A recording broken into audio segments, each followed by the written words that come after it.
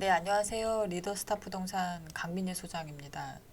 오늘은 그 부동산 뭐 분야에 관한 내용 아니고요. 좀 고민이 조금 있었는데 누군가한테 뭐 조언이 되게 듣고 싶었죠. 예, 해결을 잘 못하겠더라고요. 그래서 어, 그 필터링을 하는 거를 그냥 이 질서 너머라는 책을 한 권 골라서 문제를 염두에 두고 읽어봤습니다. 네. 이 조던 피터슨 이분은 굉장히 유명하신 분이고 책도 너무 좋아요. 예, 완전 적극 추천입니다. 그리고 저한테 준 메시지는 담대하게 용기를 가지고 그 문제에 맞닥뜨려라 라는 거였던 것 같아요. 예. 그럼으로 인해서 한층 더 성장한 내가 될 수 있다. 예. 내용 좋았던 거 한번 리딩 하겠습니다. 뭐 법칙이 12가지 법칙이 나와요. 뭐 사회 처음에 법칙은 어떤 그 사회 안에서 사람은 타인과 끊임없이 대화하면서 마음의 질서를 유지한다는 것이다. 이런 내용, 어떤 사회적 동물이다. 그런 내용입니다. 자기만 좀 어,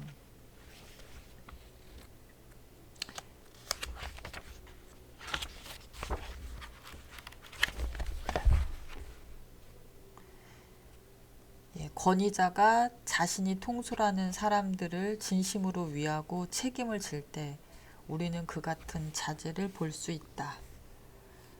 좀 배려하고 그런 내용들입니다. 첫 번째 규칙은 그런 내용이었고요.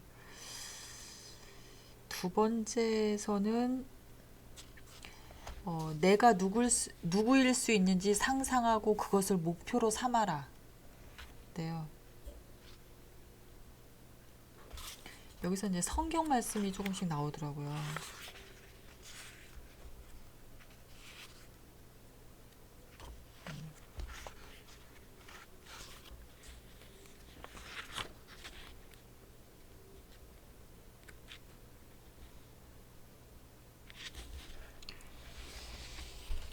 추격꾼은 다른 모든 사람과 함께 그 게임을 하는 사람, 잘 훈련받아 그 게임에 능숙한 사람이면서 한편으로는 더 높은 차원의 게임을 하는 사람, 근본적 중요성을 추구하는 사람이다.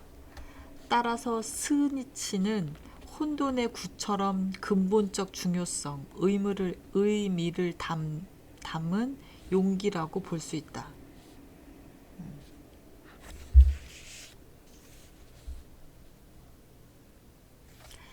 살면서 추구할 가치가 있는 흥미로운 어떤 것이 어둠 속에서 빛을 발할 때 우리는 그것에 이끌려 길을 가고 그러다 또다시 의미 있는 빛을 만난다. 우리는 이 과정을 되풀이하면서 추구하고 발전하고 성장하고 번성한다. 위험한 여행이지만 가슴 설레는 모험이기도 하다.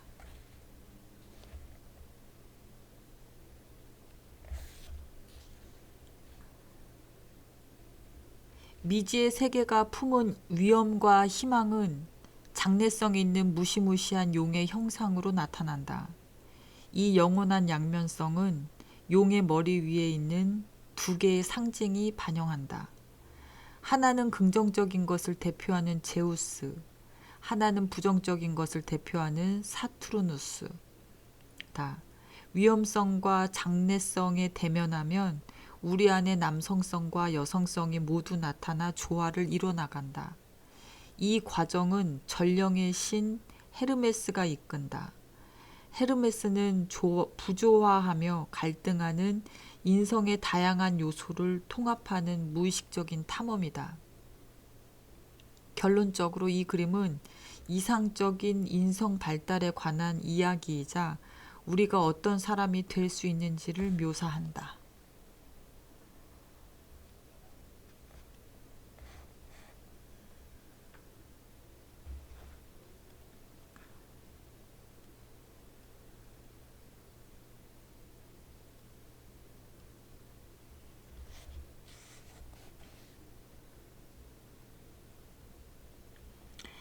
건강하고 역동적이며 무엇보다 진실한 인격은 실수를 흔쾌히 인정한다.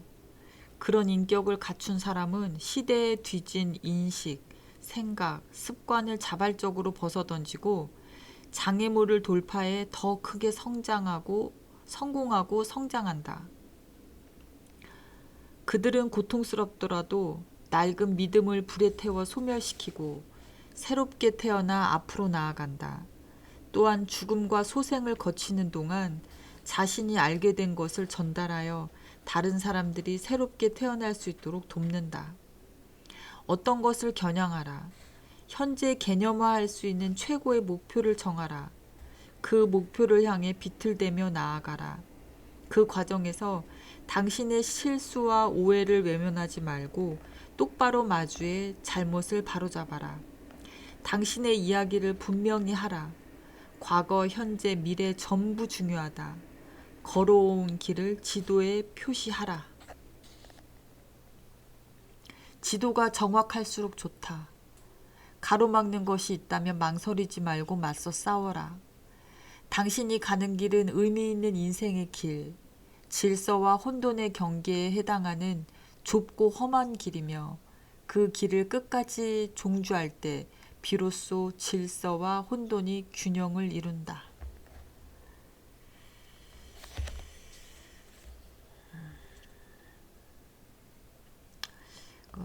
법칙 3은 원치 않는 것을 안개 속에 묻어두지 마라.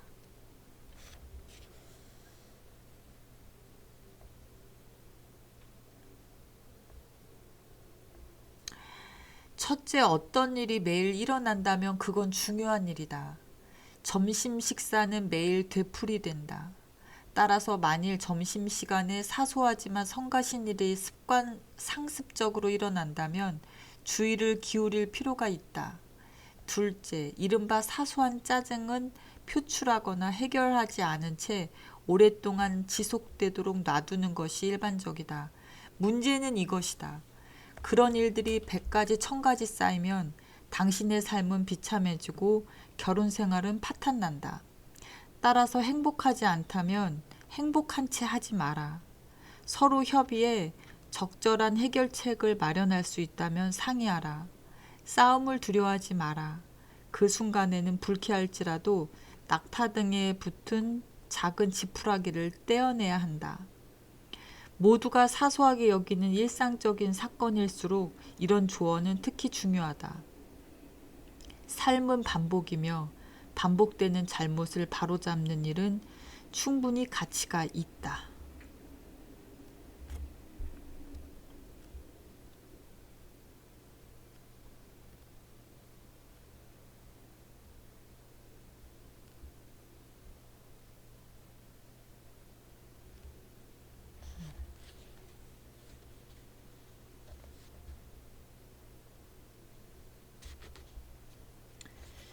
가장 좋은 것은 진실을 밝히는 것, 즉 안개를 걷어내는 것이고 거기 숨어 있을 것 같은 날카로운 모서리가 진짜인지 환상인지를 알아내는 것이다.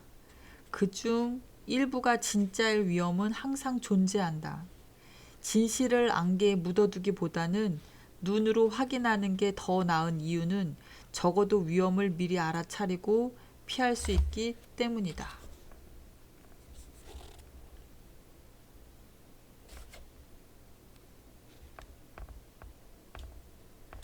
여기서 우리의 과거는 바람직한 경험을 되풀이하고 탐탁지 않은 경험은 차단하는 데 쓰여야 한다. 그래서 무슨 일이 일어났는지 뿐 아니라 왜 그런 일이 일어났는지를 알아야 하는 것이다. 왜라고 묻는 것은 지혜다.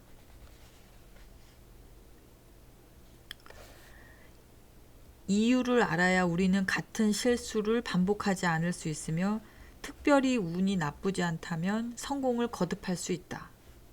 둘째, 실수와 솔직하게 마주할 각오를 하고 어느 지점에서 어떤 이유로 올바른 길에서 벗어났는지 밝혀낼 자세가 되어 있어야 한다. 셋째, 기꺼이 변화를 결심해야 한다. 눈을 딴 데 돌리고 생각하기를 거부하고 동시에 뛰어넘을 수 없는 벽을 쌓아 진정한 대화를 차단하는 것이다. 이런 고의적인 외면이 장기간 지속되면 삶은 안개에 쌓인 듯 흐릿하고 눈에 보이는 어떤 형체도 없이 공허하며 혼돈으로 가득 차버려 결국 우리를 당황과 경악에 빠뜨린다. 뭐 태만이라는 거겠죠. 예. 그래서 당신 인생에는 그 잡동사니와 마주하고 하나하나 분류하고 필요한 것은 간직하고 나머지는 내다버릴 시간도 에너지도 별로 없을 것이다. 쓰레기 더미에 깔린다는 것은 바로 이런 상황을 가리킨다. 부적절하게 행동하는 자를 응징하는 위대한 혼돈의 여신 티아마트가 귀환한 것이다. 세계에는 숨겨진 위험과 기회가 가득하다. 당신은 의식의 밝은 빛으로 흐릿한 안개를 깨끗이 날려버릴 수 있다. 하지만 이 엄청난 능력을 발휘하지 않는다면 날카로운 나뭇가지에 찔리고 바위에 부딪히고 안전한 피난처를 지나칠 것이다.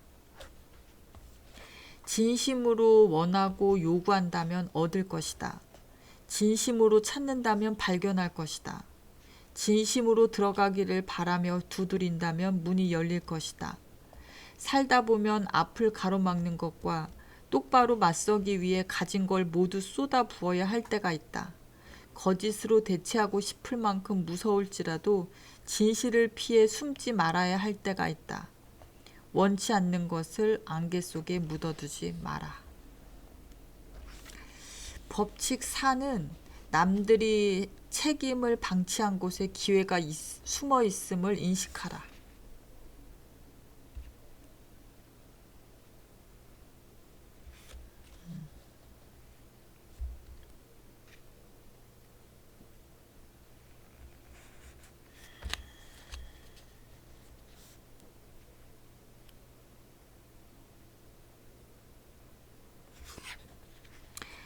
아브라함처럼 두려워하지 말고 세상에 나아가라는 하느님의 명을 받은 사람일지라도 인생은 힘들기 마련이다. 상황이 아무리 좋더라도 극복하기 힘든 장애물이 나타나 길을 가로막는다. 그렇다면 격려는 무엇일까? 살다 보면 스스로 생각하는 것보다 자신이 더 강하고 유능하다는 사실을 보여줄 기회가 온다. 상황이 제 필요에 따라 우리를 능력자로 변모시킬 때 이것이 바로 신의 뜻이다. 우리의 내면에 있는 잠재성, 어린 시절의 마법의 힘이 밖으로 드러난다.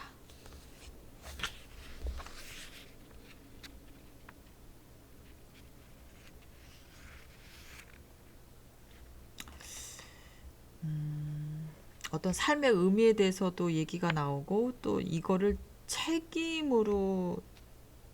책임과 직결된다고 얘기하더라고요. 의미는 책임과 직결된다. 악을 제압하라. 고통을 줄여라. 감당해야 할 부담, 수시로 변덕을 부리는 삶의 불공평과 잔인함에 굴하지 말고 문제 해결을 소망하면서 매 순간 당신 앞에 나타나는 가능성을 놓치지 마라. 인간의 궁극적 질문은 우리가 누구인가가 아니라 어떤 존재가 될 수 있는가다.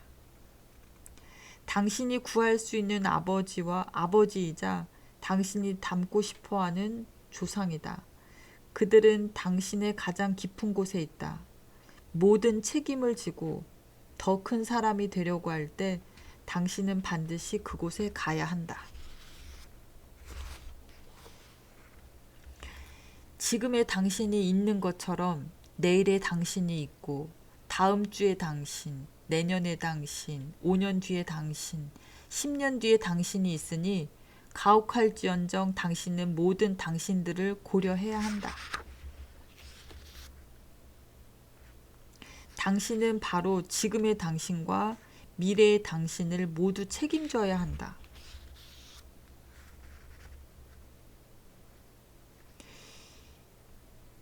여러 시간대에 존재하는 당신과 주변 사람들의 역할을 동시에 최적화하는 것이다. 그것이 최고선이다.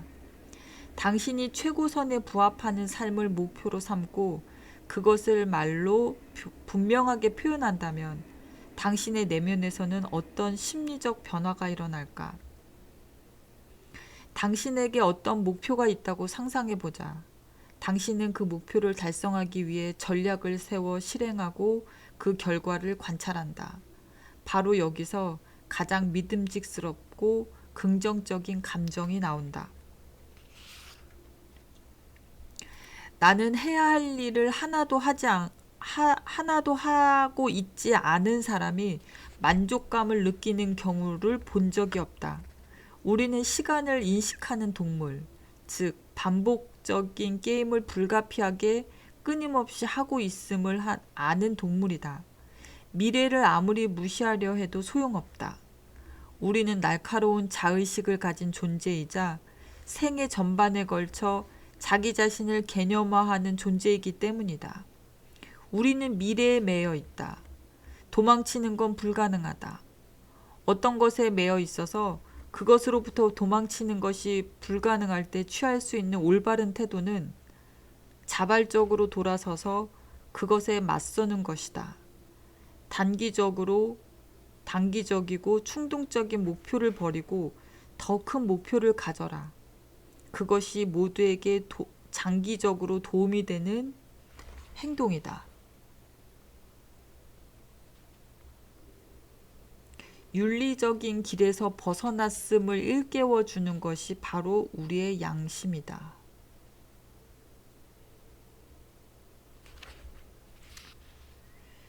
양심의 소리에 귀를 기울이면 우리는 지금 하는 일 중 무엇이 잘못된 것인지 깨닫는다. 더 정확히 말하자면 당신이 잘못된 행동을 하고 있을 가능성을 당신의 양심이 경고할 때 양심이라는 매체와 진실한 대화를 나눈다면 무엇이 그른지 명확히 알 수 있다. 그에 대해 생각하지 않는 것이 당장은 덜 고통스럽고 더 쉽기 때문에 우리는 더 이상 생각하려 하지 않는다. 어떻게든 그것을 무시하려는 것이다. 하지만 자기 자신을 배반했다는 느낌은 점점 강해지고 당신은 당신 자신과 더 멀어진다. 당신은 다시 그 문제를 생각하고 불편함과 대면한다. 내면의 불화와 그로 인해 발생하는 혼돈에 주목한다.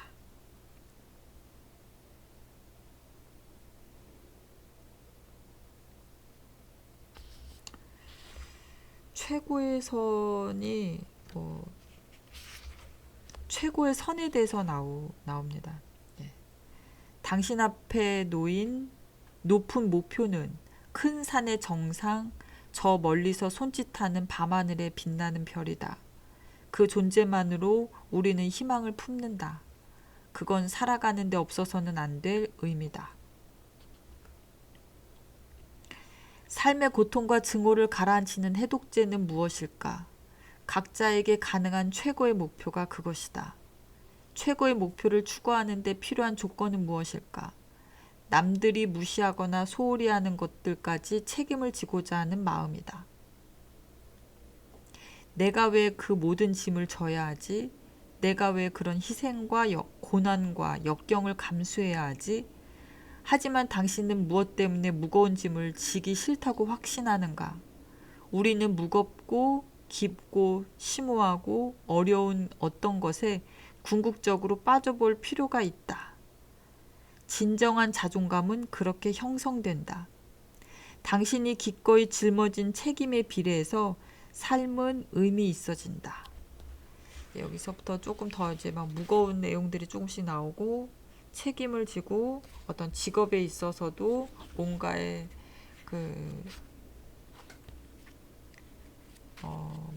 이데올로기를 버려라라는 내용도 나옵니다. 이데올로기 요즘 뭐 젠더가 워낙 유행하고 있는데 페미니스트 뭐 이런 거 지금 뭐 사회적으로 이슈가 많이 되고 있잖아요. 그래서 그런 내용에 대해서도 나오고 열두 가지 지금 제가 지금 여기 본 게 이제 법칙 4까지 읽은 건데요. 내용 하나하나가 전 법칙 12가지 다 너무 제 마음에 많이 와 닿았고, 아, 이게 이런 거였구나. 그냥 짐작하고 있었던 것들을 되게 정확하게 뭔가 묘사하고 표현이 되어 있어요. 예. 그리고 저한테 개인적으로 도움이 많이 됐습니다. 예. 여기 보시면 내가 누구일 수 있는지 상상하라. 두려움과 냉소를 깨고 더 높은 인생을 만나라. 네, 감사합니다.